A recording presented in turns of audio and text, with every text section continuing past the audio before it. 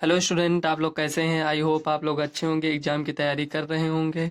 तो आज की इस वीडियो में हम मैथ के कुछ मोस्ट इम्पॉर्टेंट क्वेश्चन लेकर आए हैं जो एग्जाम की दृष्टि से बहुत महत्वपूर्ण हैं। तो चलिए वीडियो को स्टार्ट करते हैं, आप वीडियो पर बने रहिए।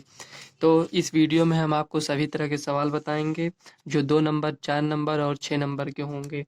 तो चलिए वीडियो को स्टार्ट करते हैं। तो क्वेश्चन आपको स्क्रीन पर दिख रहा होगा। इसमें दिया है एचसीएफ 306, इसका हमें एचसीएफ दिया है 9, और जो एलसीएम है 306 और 657, तो इसका हमें ये जो दो संख्याएं हमें दिया है इसका हमें एलसीएम ज्ञात करना है। तो एचसीएफ तो हमें पता है, और ये जो 306 और 657 ये पहली संख्या और दूसरी संख्या है। तो इसमें हम ये जो 306 और 657 लिखा है, इसको हम एलसीएम नहीं निकालेंगे, हम डायरेक्ट मेथड से इसको सॉल्व कर देंगे क्योंकि हमें एचसीएफ पता है। तो चलिए इसको हम सॉल्व कर लेते हैं। तो फ्रेंड्स, ये क्वेश्चन आपका 2 नंबर का है। इसमें दिया है, देखिए जो दिया है पहले उसको हम लिख लेते हैं। यहाँ दिया है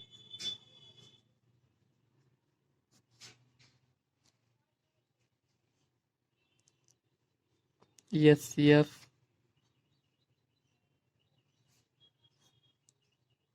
306, 657 ये दिया है हमें।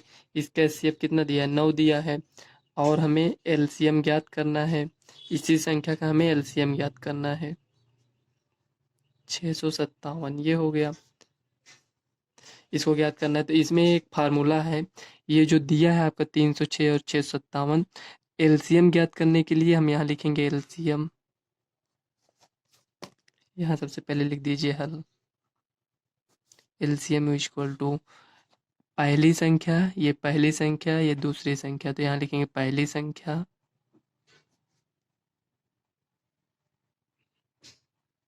गुणे दूसरी संख्या।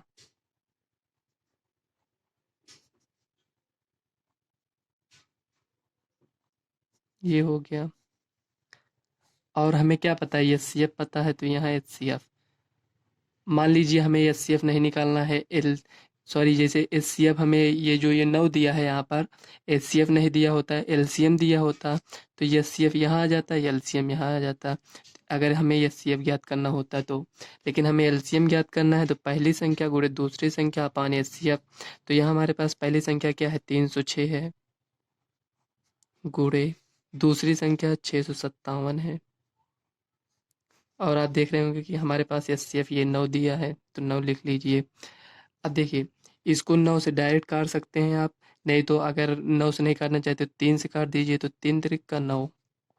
अब देखिए 3 एक का नम 3, एक जीरो है नोट की, 3 दूना 6 ये हो गया। अब देखिए 3 से इसको काटेंगे, कटेगा कि नहीं? तो इसको काउंट करेंगे, 2 1 3 जोड़े कितना आया? 3 आया। तो 3 3 के टेबल में 3 आता है, तो इसका मतलब ये जो संख्या हमारे पास है ये 3 से डिवाइड हो जाएगा। तो 3 तिरिक का 9, 9 हुआ, 10 में से 9 गया 1, मतलब ये 12 हो गया। तो 3 चौक 12, ये देखिए इतना आ गया। आप इसको यहाँ लिख लेते हैं, 34 गुणे 657 ये हुआ। अब इसी को आप गुणा कर लीजिए। चलिए यहाँ साइड में गुणा कर लेते हैं। देखिए 657 गुणे 34, 6 सत्ते 28 का 8, हासिल आया 2, तो 4 पंचे 20, 2 22 का 2, 6 चौको 24, 2 26 ये हो गया। 3 सत्ते 21 का 1, 3 पचे 15, तो 17 का 7, हासिल आया 1, 6 तिरिक 18, 1 19 ये हुआ। अब 8 2 1 3, 7 6 13 का 3, हासिल आया 1, इसमें 9 2 11, 1 12 का 2, हासिल इसमें आया तो 2 ये हो गया। अब यहाँ लिखेंगे एलसीएम इक्वल टू कितना आया है? 2 22 338, तो इसी को यहाँ लिख दीजिए आप। तो यही आपका फाइनल आंसर हो जाएगा। ये छोटी सी सवाल थी, ये आपका 2 नंबर की सवाल है, ये एग्जाम में आएगी तो ये 2 नंबर की रहेगी। तो चलिए नेक्स्ट सवाल देख लेते हैं। तो फ्रेंड्स, नेक्स्ट सवाल आपको स्क्रीन पर दिख रही होगी। इसमें दिया है द्विघात बहुपद x square plus 7x plus 10 के शून्य ज्ञात कीजिए। कहने का मतलब इसमें ये जो हमारे पास द्विघात बहुपद दिया है इसका हमें शून्य मतलब यक्स का मान ज्ञात करना है। और ये जो शून्य हमें प्राप्त होगा, तो इसमें कह रहा है शून्यकों तथा गुणांकों के बीच के संबंध की सत्यता की जांच कीजिए। तो हमें ये जो शून्यकों का योग और शून्यकों का गुणनफल, हमें इसी को चेक करना है। तो चलिए इसको हम सॉल्व कर लेते हैं। तो हमारे पास दिया है x square plus 7x plus 10। तो शून्य ज्ञात करना है। ये द्विघात बहुपद है, जब हम इसके बराबर 0 लगा देंगे तो ये एक प्रकार से समीकरण बन जाता है। तो यहाँ लिखेंगे हल। तो सबसे पहले हमें इसका शून्य ज्ञात करना है, तो शून्य ज्ञात कर लेंगे। देखिए एक्स स्क्वायर प्लस 7x, जब तक हम इसको 0 के बराबर नहीं दिखाएंगे तब तक हम शून्य नहीं ज्ञात कर सकते हैं। तो ये क्या है, ये द्विघात समीकरण बन गया। तो इसका हमें गुणनखंड करना है। तो देखिए ये 10 है, तो 10 को 2 भाग में हमें तोड़ना है। मतलब 2 संख्या में ऐसी प्राप्त करनी है कि गुणा करें तो 10 आए, जोड़ दें या घटा दें तो 7 आ जाए। तो 10 को हम क्या लिख सकते हैं, 2 5 इस तरह लिख सकते हैं, या 10 1 लिख सकते हैं। मतलब 2 पंचे 10, 10 एक का नाम 10। तो 5 और 2 को ऐड करेंगे तो कितना आएगा, 7x आएगा। लेकिन क्या इसको ऐड करेंगे तो आएगा, नहीं आएगा, ज़्यादा हो जाएगा। तो ये संख्या नहीं लेंगे, हम इस संख्या को लेंगे। तो यहाँ पर 5 और 2, तो कहने का मतलब ये 2x plus 5x equal to 7x, ये हो गया। तो ये जहाँ 7x लिखा है हम इसको लिख सकते हैं। तो यहाँ लिखेंगे x square plus 2x plus 5x plus 10 equal to 0। अब देखिए इसमें हम कॉमन लेंगे, एक्स इसमें भी है इसमें भी है। तो एक्स प्लस 2, जो यहाँ लिखे इसको यहाँ लिख देंगे एक्स प्लस 2। अब देखिए यहाँ एक्स है, यहाँ भी है, लेकिन यहाँ तो 5 है लेकिन इसमें नहीं है, तो 5 इसको बाहर लिख कर प्लस है, प्लस लिख दीजिए इक्वल टू 0। तो एक्स प्लस 5, एक क्या है एक्स प्लस 2 इक्वल टू 0। तो एक बार इसको हम 0 से तुलना करेंगे, एक बार इसको, तो एक्स बराबर हमारे पास आएगा -5 और -2, ये आ गया। अब तो हमें शून्य ज्ञात हो गया। अब कह रहा है क्वेश्चन में हमें शून्यकों तथा गुणांकों के बीच संबंध की सत्यता की जांच करना है। तो इसमें हम शून्यकों का योग ज्ञात करेंगे और शून्यकों का गुणनफल। तो शून्यकों का योग का फार्मूला होता है शून्यकों का योग, शून्यकों का योग। तो यहाँ होता है माइनस यक्स का गुणांक अपॉन एक्स स्क्वायर का गुणांक।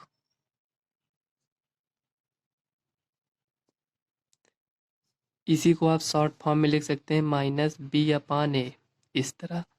तो ये b क्या होता है, ये जो यहाँ दिया है इसको अगर हम तुलना करें इसको ax square plus bx plus c, इस यहाँ समझ लीजिए इस समीकरण से ax square plus bx plus C से तुलना करें तो आप देखेंगे यहाँ पर कि एक्स स्क्वायर की जगह पर एक्स स्क्वायर है, ए की जगह पर यहाँ क्या है 1 है, बी की जगह पर क्या है 7 है, और सी की जगह पर 10 है। तो आप यहाँ ये जो -b/a लिखे हैं तो माइनस तो रहेगा ही यहाँ पर, इक्वल टू बी की जगह पर आपको ये 7 है तो यहाँ 7 लिखेंगे, अपॉन ए की जगह पर यहाँ कुछ नहीं है लेकिन 1 मानते हैं तो यहाँ 1 है। तो हमारे पास क्या है -7 हो गया। ये शून्यकों का योग हो गया। अब शून्यकों का गुणनफल ज्ञात करना है।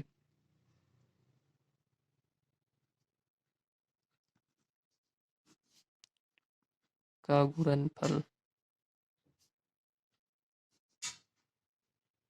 शून्यकों का गुणनफल होता है c/a, ऐसे डायरेक्ट लिख देते हैं।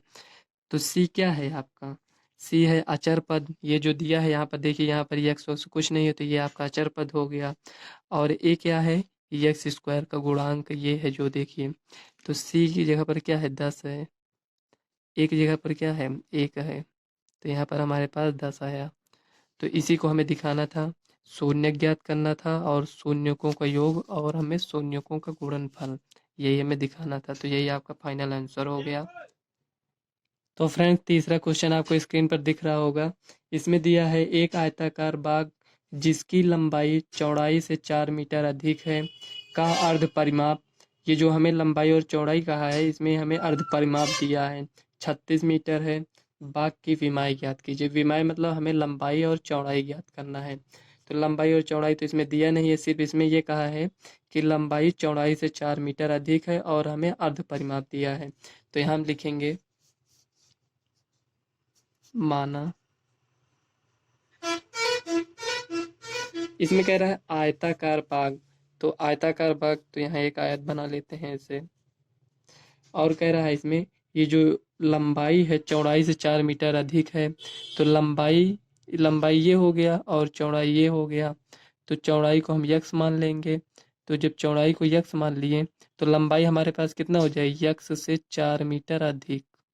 4 गुना कहता है तो गुणा करते, 4 मीटर अधिक कह रहा है तो इसलिए प्लस किए हैं, ठीक। ये चौड़ाई हो गया और ये लंबाई, तो इसी को हम यहाँ पर लिख देंगे माना आयताकार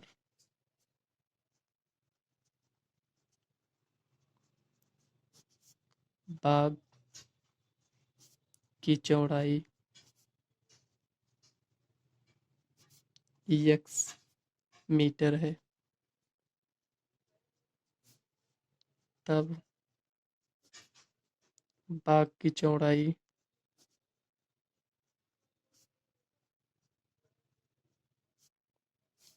x+4 ये होगा, ठीक। अब देखिए हमें ये लंबाई और चौड़ाई पता चल, सॉरी, ये आयताकार बाग की चौड़ाई ये हो गया तो ये लंबाई है, ठीक। ये लंबाई, तो ये दोनों हमें पता चल गया। अब हम इसका क्षेत्रफल भी निकाल सकते हैं, लेकिन इसमें कहा है अर्ध परिमाप हमारे पास दिया है।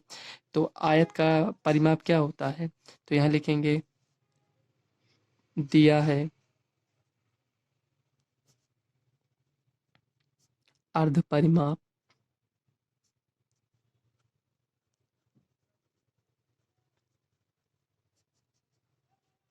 36 मीटर, ये दिया है।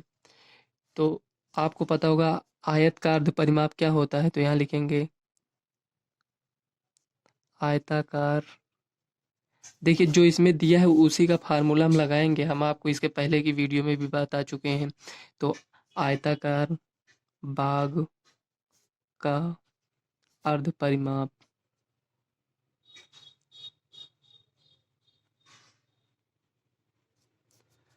अच्छा आप ये बताइए, ये जो अर्ध परिमाप निकाल रहे हैं और परिमाप क्या है, कितना होगा, टू ब्रेकर में यल प्लस बी यही होता है, ये होता है, ये तो परिमाप हो गया। अब हमें अर्ध परिमाप कहा है तो इसे हम 2 से भाग कर देंगे। तो ये देखिए लंबाई प्लस चौड़ाई, ये जो यल और बी लिखे हैं ये लंबाई है ये चौड़ाई है। तो लंबाई ये हो गया चौड़ाई ये हो गया। तो ये आयताकार बाग का अर्ध परिमाप हमारे पास ये है, देखिए 36 मीटर। और लंबाई और चौड़ाई कितना है, ये देखिए यहाँ पर लंबाई हमारे पास है x+4, चौड़ाई कितना है, जोड़ना है तो इसको यक्स। अब देखिए इसको ऐड कर लीजिए, तो 36 = 2x+4। अभी इसको इधर लेकर आइए, तो चलिए इसको सीधा सीधा लिख देते हैं, नहीं तो 36 ये इस तरह लिख सकते हैं। चाहे आप इसको इधर लिख दीजिए उससे कोई प्रॉब्लम नहीं होगी। तो ये जो 4 है इसको इधर ले जाएंगे तो 2x = 36 - 4। अब देखिए 36 में 4 जाएगा तो 32 आएगा। तो 2x = 2 से इसको काटेंगे तो 16, x बराबर 16। ये आपके पास क्या है, x बराबर 16, ये चौड़ाई है। तो ये हम लिखेंगे अतः बाग की लंबाई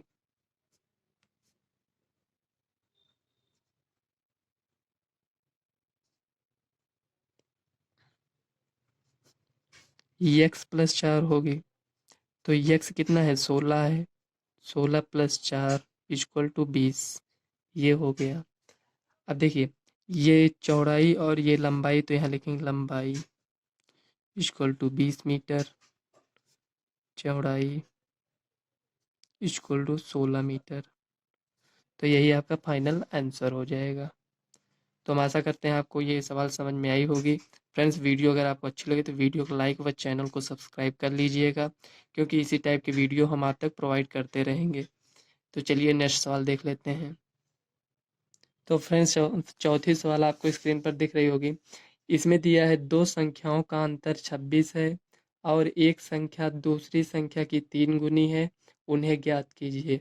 तो हमें दो संख्याएं दिया है, इसमें कहा है कि दोनों संख्याओं का अंतर 26 है, एक संख्या दूसरी संख्या की 3 गुनी है, तो उन्हें ज्ञात कीजिए। तो हमें दो संख्याओं को ज्ञात करना है कि मतलब वो कौन कौन सी संख्याएं हैं। तो इसको चलिए हम इसमें जो दिया है उसे हम पहले लिख लेते हैं।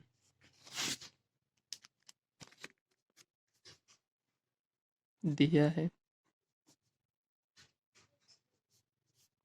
दो संख्याओं का अंतर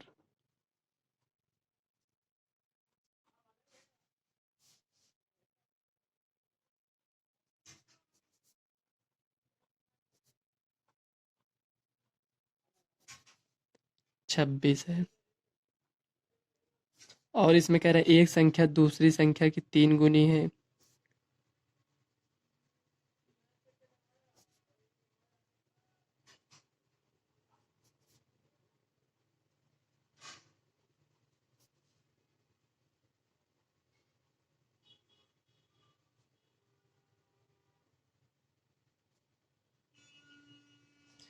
तो देखिए ये जो दिया है हमें दो संख्याओं का अंतर 26, लेकिन हमें ये तो नहीं पता है दो संख्याएं कौन सी हैं।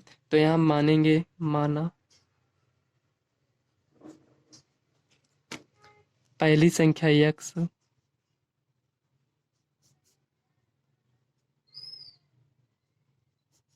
यक्स यक्स है,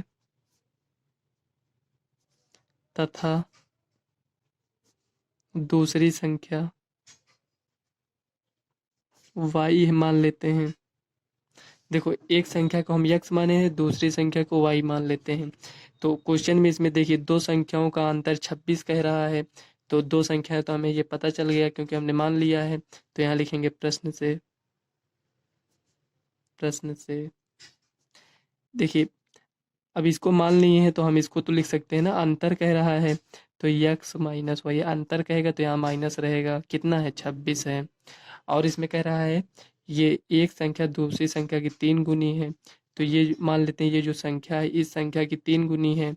तो इस संख्या की 3 गुनी है तो ये संख्या बड़ी होगी। तो यहाँ लिखेंगे यक्स इक्वल टू 3y। अब आप यहाँ समझिएगा कि देखिए इसमें y में 3 लगा है, तो ये संख्या बड़ी नहीं होगी, ये संख्या बड़ी होगी, क्योंकि यक्स का मान अगर y हम 1 रखते हैं तो यक्स का मान हमें कितना मिलेगा, 3 मिल जाएगा। तो y का मान कितना है, 1 ही है। तो जिसमें ये गुणा किया गया है उसके साथ ये जो गुणज के रूप में y दिया है ये संख्या छोटी होगी, ये संख्या बड़ी होगी। तो क्वेश्चन में ये दोनों हमें कहा था, तो इसको हम समीकरण 1 मान लेते हैं और ये समीकरण 2 है। इसी को हम सॉल्व कर लेंगे। यहाँ लिखेंगे समीकरण 1 का मान, समीकरण देखिए समीकरण ये जो 2 है यक्स बराबर ये हमें इतना पता है, तो यहाँ लिख दीजिए समीकरण 2 का मान समीकरण 1 में रखने पर।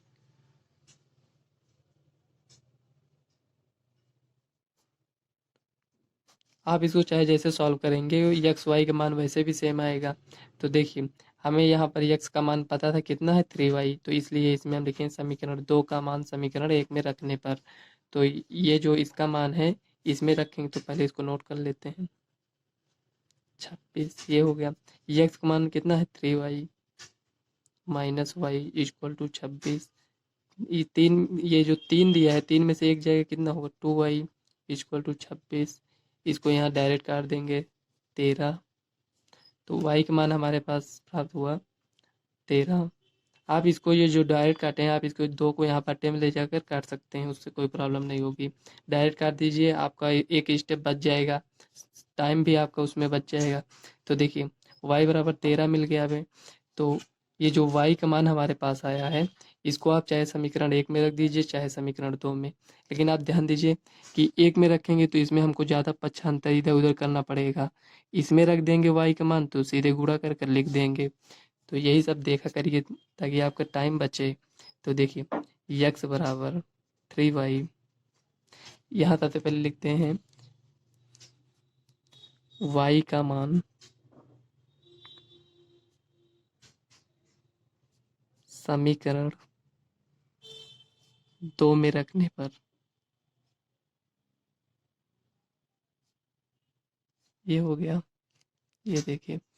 अब देखिए y का मान कितना है 13 है, तो x बराबर 3 गुणे 13, x बराबर 39। तो यहाँ हमें क्या मिला, एक संख्या ये मिल गई, एक संख्या ये। देखिए हम इसमें क्या कहा था, एक संख्या दूसरी संख्या की 3 गुनी है, तो एक संख्या ये है, दूसरी संख्या कितनी गुनी है, ये जो 39 है, 13 तियाँ 39। अगर इसमें हम 13 में 3 से गुणा करेंगे तो कितना आएगा 39। तो ये देखिए ये संख्या बड़ी है, तो एक संख्या हमें ये मिल गया, एक संख्या ये, इसी को आपको बताना था। x का मान ये मिला और y का मान 13 मिल गया, ये आपका आंसर हो जाएगा। तो फ्रेंड्स ये बहुत बहुत मोस्ट इम्पॉर्टेंट क्वेश्चन था, इसी टाइप के क्वेश्चन हम आपको आगे भी कराएंगे। तो वीडियो अगर आपको पसंद आए तो अपने फ्रेंड्स को ज़्यादा से ज़्यादा शेयर करिएगा। तो चलिए देख लेते हैं नेक्स्ट सवाल।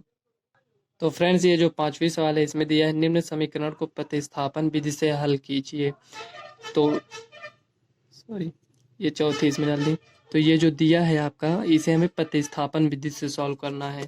तो चलिए इसको हम सॉल्व कर लेते हैं। जो ये इस रूप में दिया है भिन्न के रूप में, इसको हम पहले इसको सॉल्व करेंगे। तो यहाँ लिखेंगे हल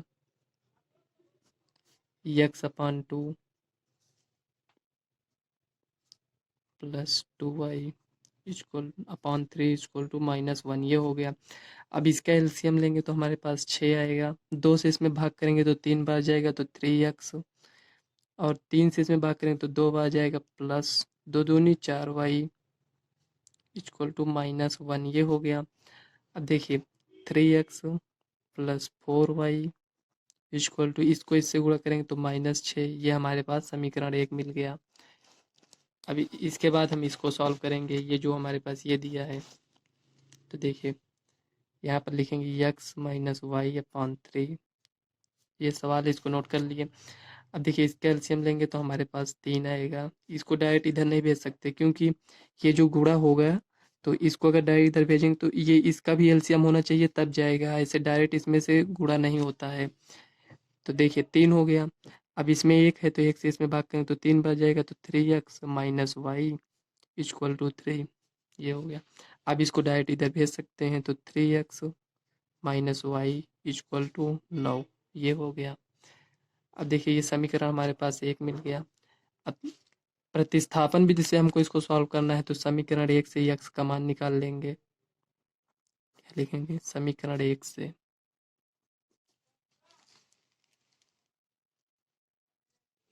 समीकरण 1 पहले लिख लेते हैं, यहाँ 3x plus 4y equal to -6। यहाँ से हम x का मान निकालेंगे तो 3x इक्वल टू -6, ये प्लस में इधर आएगा तो 4y, x equal to -6 minus 4y upon, ये गुणे में इधर आएगा भाग में, तो यक्स का मान यह हमें मिल गया। अब ये जो यक्स हमारे पास आया है, इसको हम समीकरण 2 में रखेंगे, ये जो है। तो यहाँ लिखेंगे यक्स का मान समीकरण 2 में रखने पर,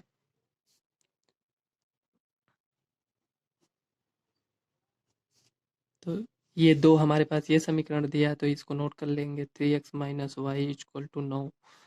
अभी यक्स का मान कितना है, ये है, तो यहाँ यक्स की जगह पर हम इसको रखेंगे, -6 माइनस 4y अपॉन 3, ये हो गया, ब्रैकेट बंद, ये -y इक्वल टू 9, ये हो गया। अब इसको सॉल्व करेंगे तो देखिए 3 से 3 कट जाएगा, -6 minus 4y minus y equal to 9। अब देखिए ये माइनस में इधर जाएगा, प्लस में हो जाएगा, तो ये माइनस है, ये भी माइनस है, तो माइनस माइनस प्लस हो जाएगा, तो 4 1 5 हो गया इक्वल टू 9 प्लस 6।